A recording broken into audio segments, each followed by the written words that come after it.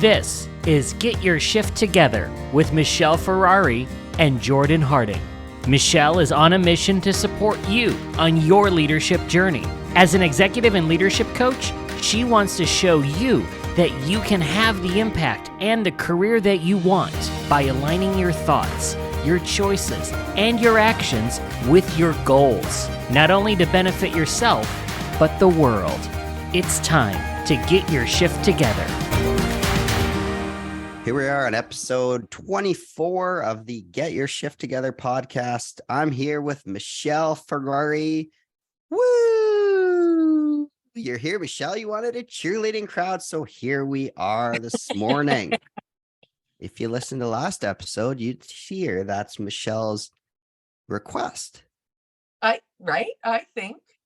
I think all of us should be cheered. Can you imagine? Like, go, Get out the door, off you go. Come on, that was super fun. That's the new business we're creating. It's going to be on the TTC, and you're going to have cheerleaders as you go off to work, maybe as you come home.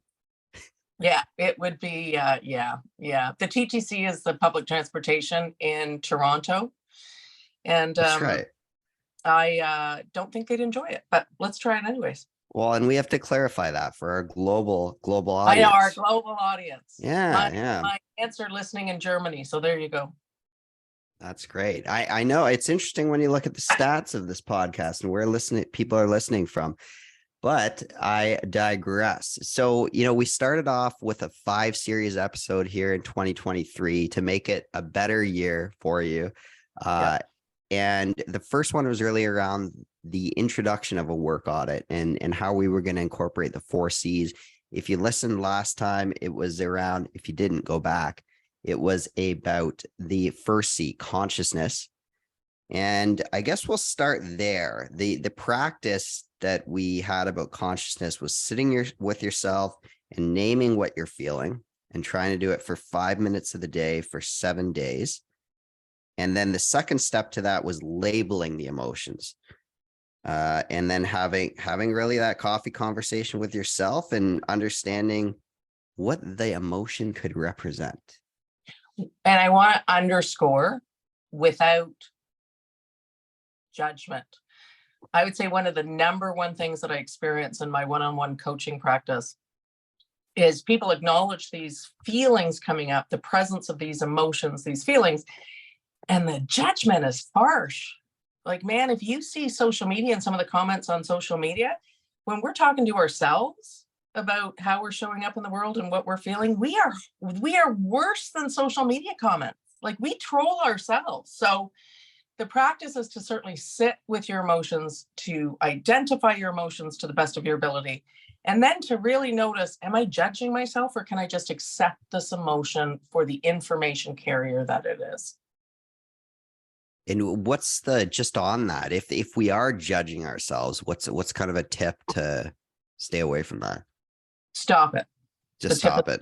The tip is stop it. No, well, it is actually, that is the tip. Yeah. So first you notice it, and then you say to yourself, how does that make me feel? Like, how does the judgment make me feel? And can I just be with myself and accept it? We are walking around as a race, just wanting to be perfection. We want others to be perfect, and we want ourselves to be perfect. And it's just like, you're not, accept it. And so curiosity is always one of the top 3 tools that I put in people's toolboxes. Why am I feeling this way? Why am I judging myself?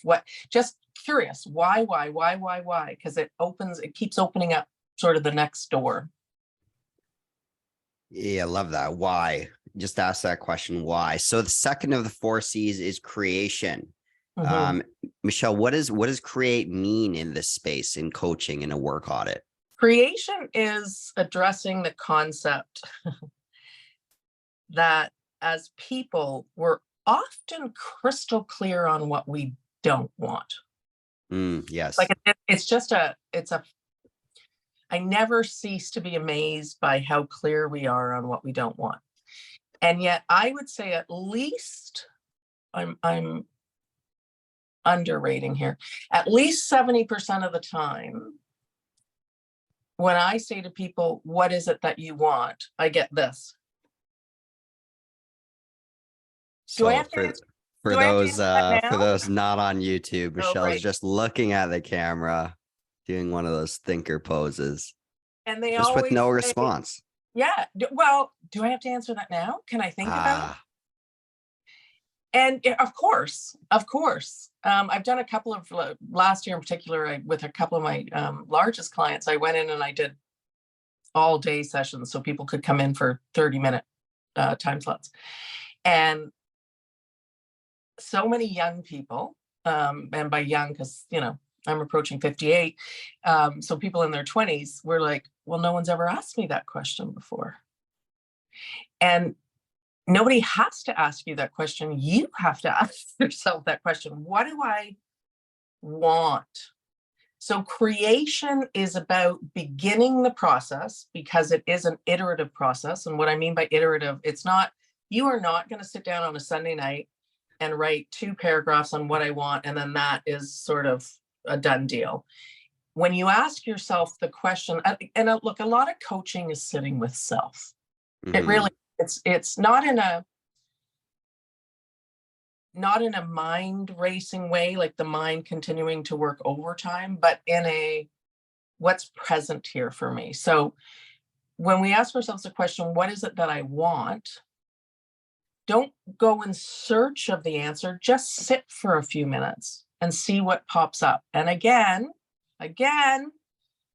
don't be in judgment, move to curiosity. Don't be in judgment, move to curiosity. Oh, I wonder why that came up. Oh, I wonder why I'm thinking that. Versus, oh, that's just stupid. Oh, that's not possible, right? Those are all judgment statements.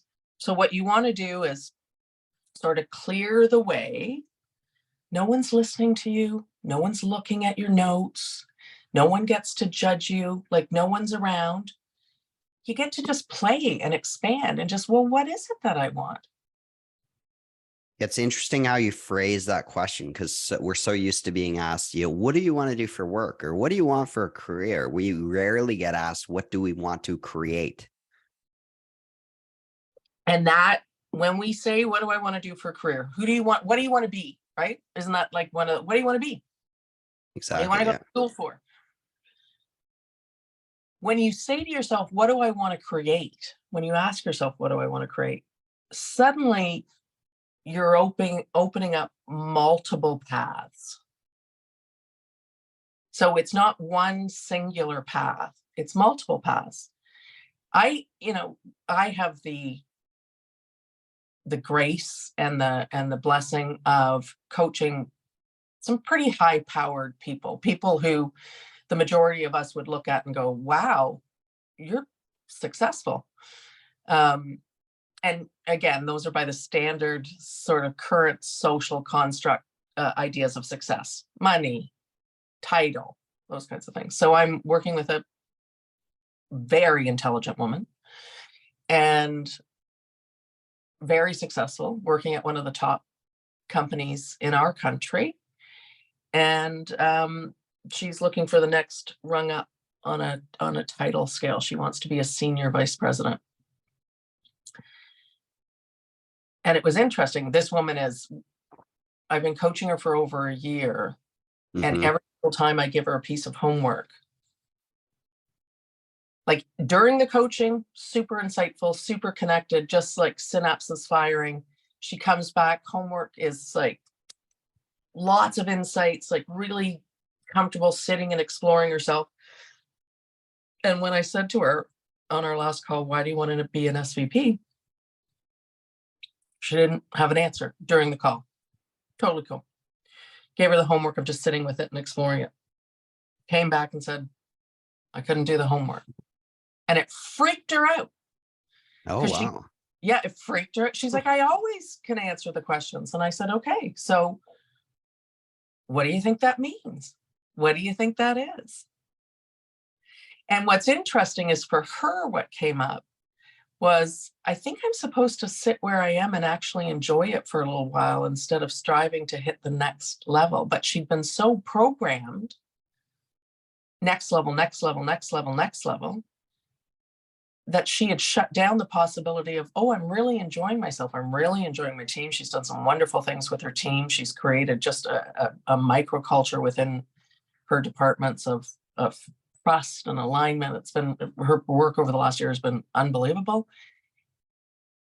And she's just so used to next. Mm-hmm. Aren't we all? Aren't we all? Aren't we all? And that's such a great example you're bringing up, because that could be the answer. You might be comfortable with, you might be, just enjoy where you're at right now and learn. There might be a lot of learning with where you're at right now. So I think just sitting with what is it that I want to create is the most powerful question.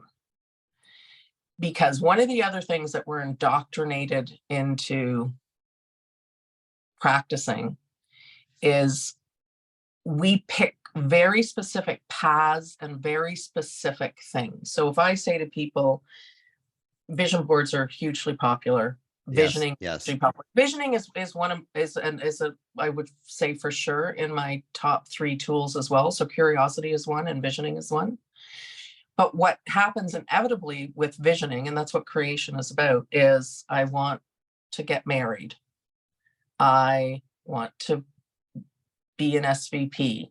Mm-hmm. I want to make a lot of money. I want to have children. So we state things and we state experiences and we state roles. But that's not the end of it. I'm not saying those are wrong at all. But there's something underneath those things. And in coaching, that's where we want you to go. So like I said to this woman, why do you want to be an SVP? Why do you want to get married? What is it that you think marriage will do for you? What is it that you believe having a lot of, like we all want money. What is it that you believe having a lot of money will do for you?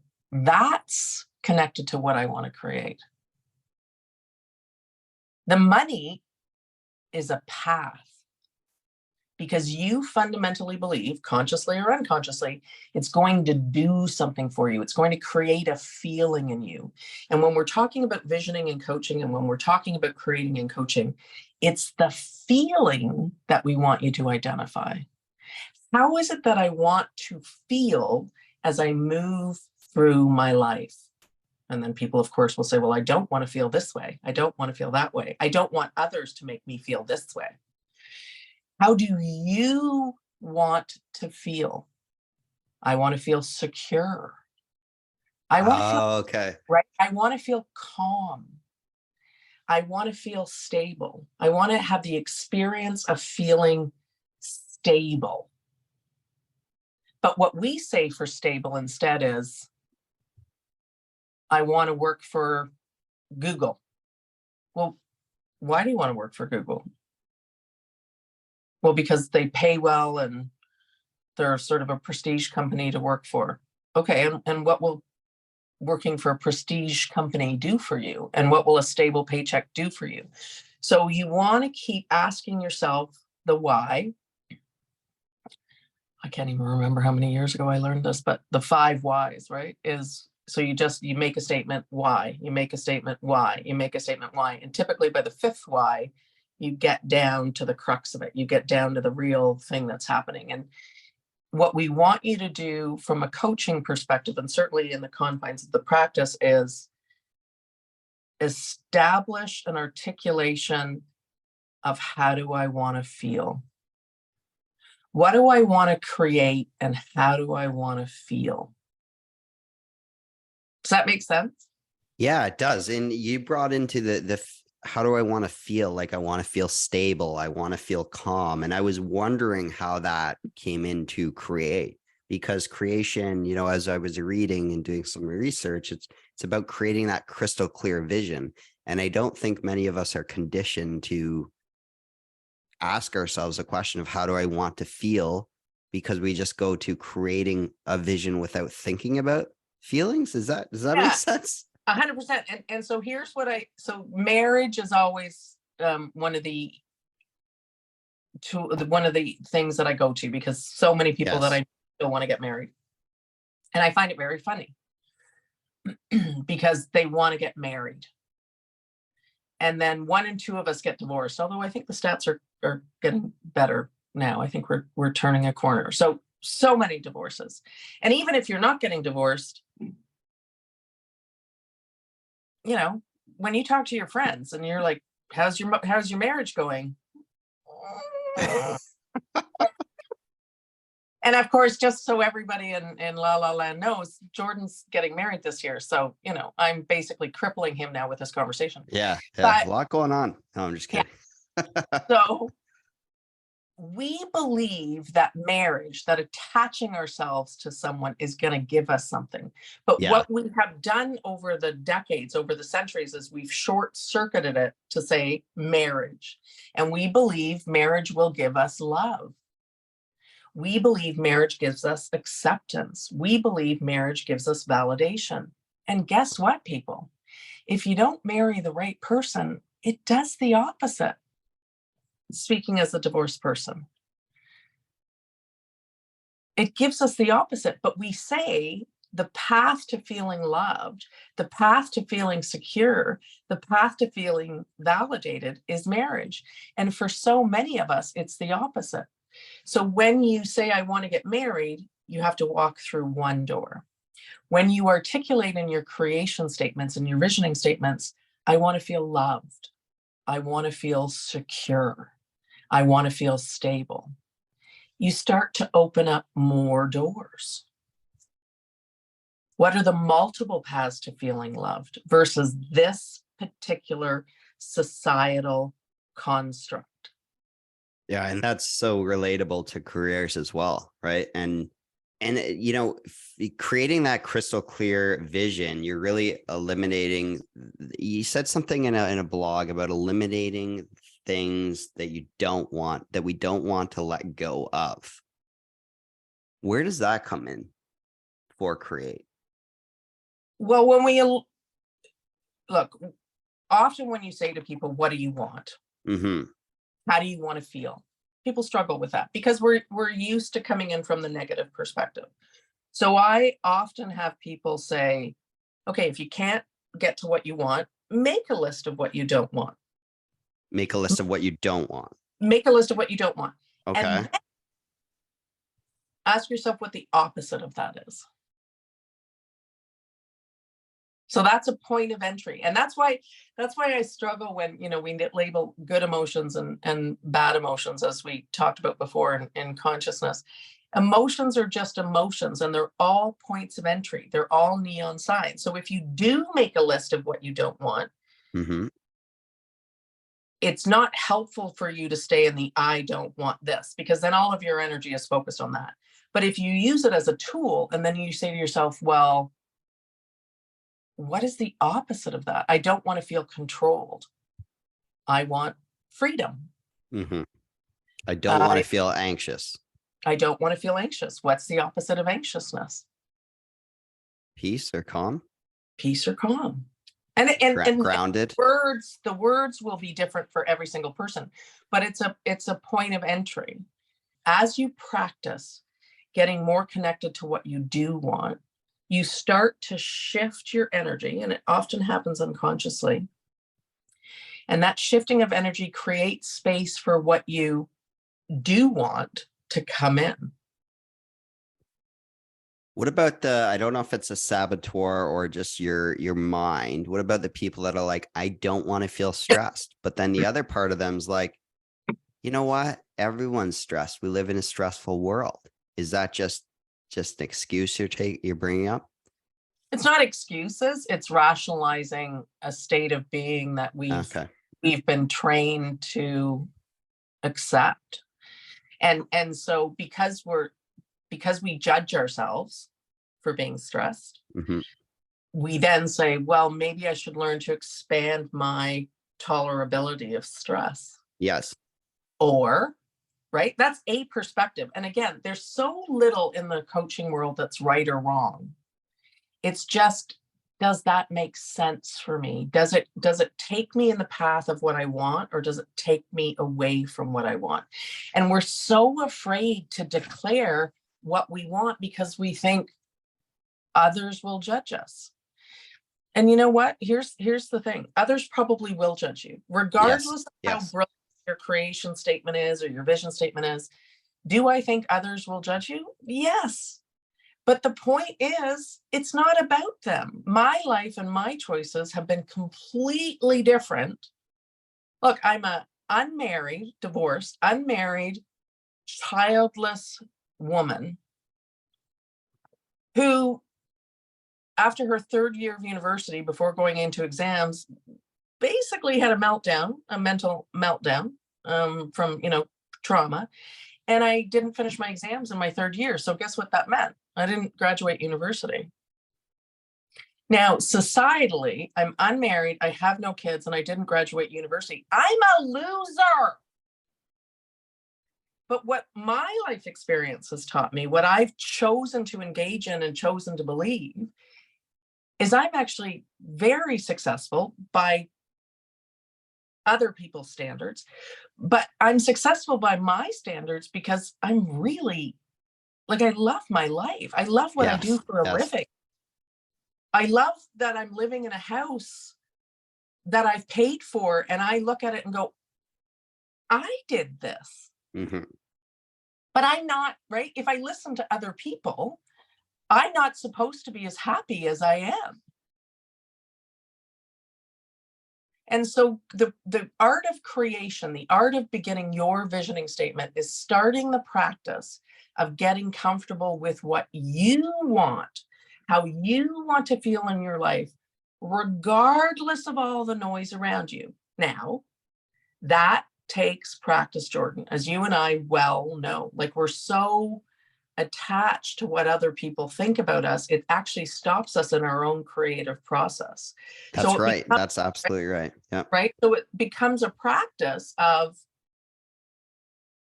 for now, I'm just going to keep this private, and I'm going to begin the practice of creating for self.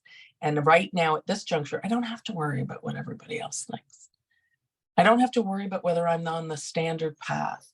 I have to focus on how I want to feel in my life. And am I choosing things? Am I choosing thoughts? And am I choosing actions that will align me with how I want to feel in my life? That's And what creation is. yeah, and I was just thinking, like, of your own life as people are sitting here listening. They might be like, well, Michelle, you did get married, and then you got divorced, and was there a time where you did want kids? Like, did you have this creation of an idea and then it changed over time, or do you think at a time you weren't aligned with what you wanted to create?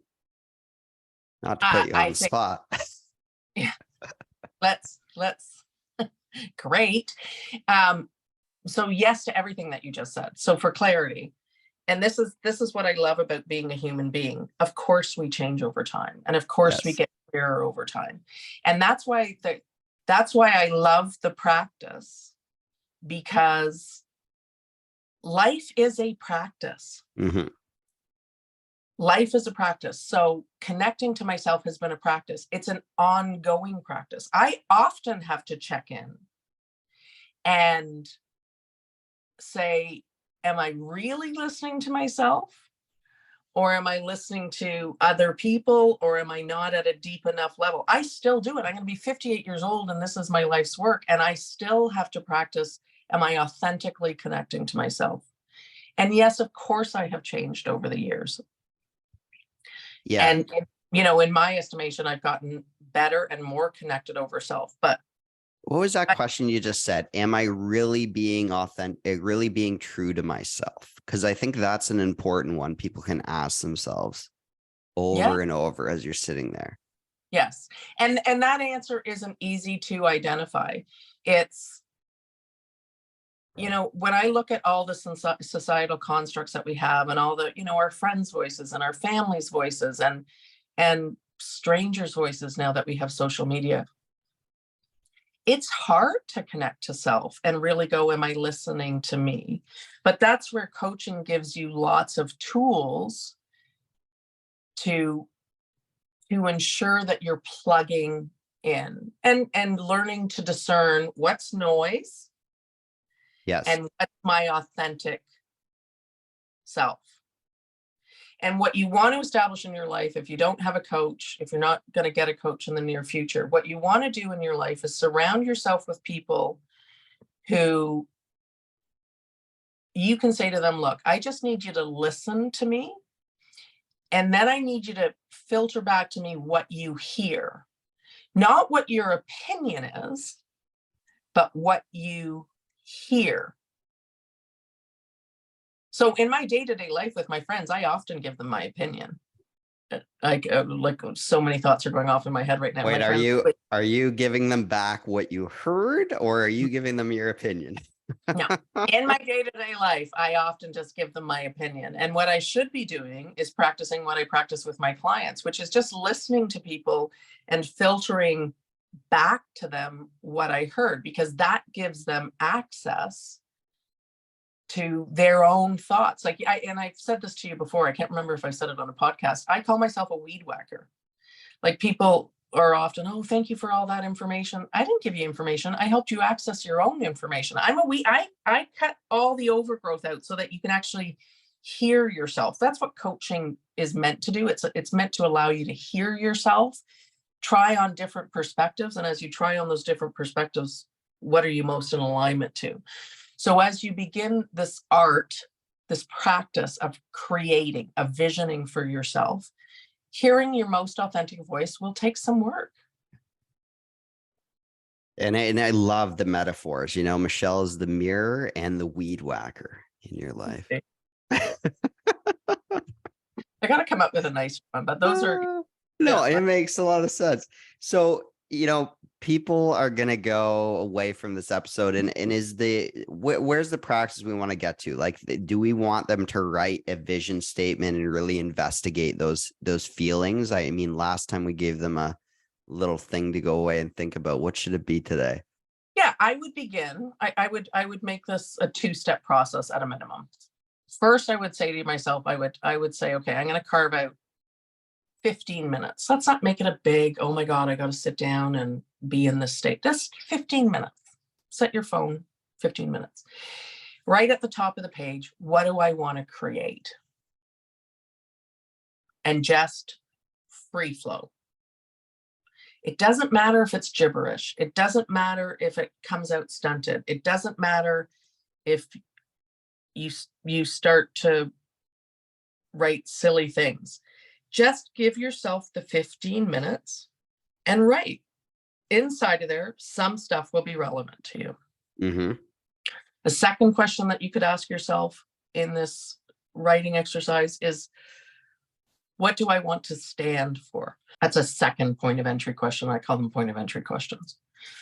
So do that for 15 minutes. Mm-hmm. Stop. That's part one.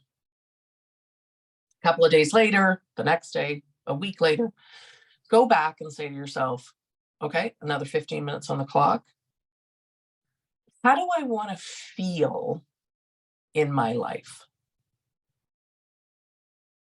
Most of us will start with happy, right? Yeah, that's very true. Yeah. I want to be happy. Great. That's a powerful step. Great. Happy. And then just, how do I want to feel? What am I longing for? Stability, security, connection, intimacy, power, pride, accomplishment. So sit with that exercise for 15 minutes. How do I want to feel? And then I'm going to give you a third. Once you've done that work, often, and I know most of us have heard about visioning boards. Visioning boards are great if you're connected to the feelings underneath. So for instance, on my vision, and I do have a vision board. Okay.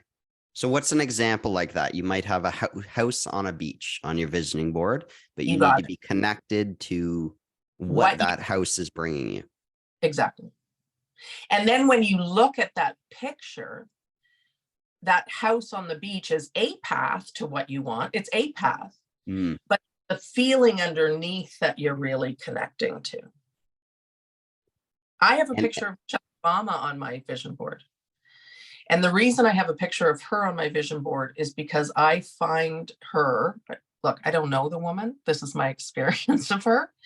I find her to be an example of a woman who knows herself, who honors herself in the most difficult of circumstances, and is grace and strength. And so as I look at her, I get all of those feelings popping up all at once.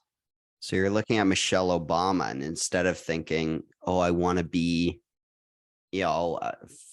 this in the political world, or first lady, or this, you're bringing out the values of who she is, the Right. grace, the honoring herself. Right. The energy is one of my favorite words, the energy which I want to live my life. So if you do the work of what do I want to create? You do the second exercise of how do I want to feel in my life? And then the third exercise is, because our brains love pictures, what are pictures that represent the feelings that you've articulated? That becomes a powerful vision board. That's incredible. And I'd say that the point Michelle made about don't judge yourself as you're writing those 15 minutes. And it's not all going to be relevant, right? It's not all going to make sense. No, this is getting to know yourself is a process. It's say it with a practice. Woo! Cheerleader group come in. Woo, woo. And then, so now we have the practice, and then where are we going with the next two C's? We have cultivate and choice. So those are coming up on the next episodes. And this is inverse choice and cultivate. Yeah. Choice and cultivate. Because as sort of a little foreshadowing, once you get this vision of what you want, once you have this picture in your mind of what it is that you want to create, now you get to start aligning your thoughts and your actions to moving in that direction.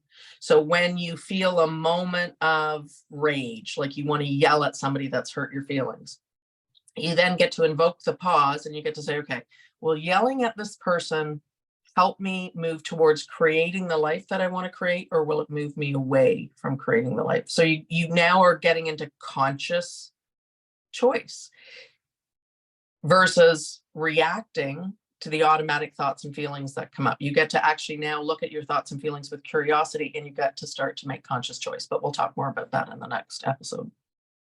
All right. Before we end this one, Michelle, what's one other thing on your vision board, and why do you have it? I'm sure people want to get to know you a little more. So you have Michelle Obama. What's something else? I had this beautiful eternity band. I probably was in Vogue magazine. And I had this beautiful glittering picture of an eternity band. And I have one now. I have a beautiful eternity band. And for me, that ring is the feeling of stability and security and of abundance. It really jewelry for me represented, I'm not just buying things, to survive. I wanted to get to a point in my life where I felt like I had enough, because I spent a lot of my life feeling like I didn't have enough. And so those things that many of us aspire to, the reason I aspire to those things is because I wanted to feel like I had enough. I wanted to feel like there was enough. I wanted to feel safe. And I have had that ring now for 4 or 5 years. And I kid you not, every time I look at it, I have a smile on my face. It literally invokes this feeling of safety in me, which is so, it just makes me really, really happy because of what I have made it represent. So there you go. It's a phenomenal example, and you are enough, and you are worthy. We are all worthy. And so thanks, Michelle, for this, and we'll be back soon. Thank you. Bye, everyone. What did you take away from our chat today? We'd love to know. You can follow Michelle Ferrari on Instagram at MichelleFerrari01. or visit her website, michelleferrari.org. If you enjoyed this episode, be sure to follow Get Your Shift Together on Spotify and Apple Podcasts. If you think this could impact someone, please share the episode with them. And remember, life and work, it's a practice. Let's be sure to treat it that way. Until next time.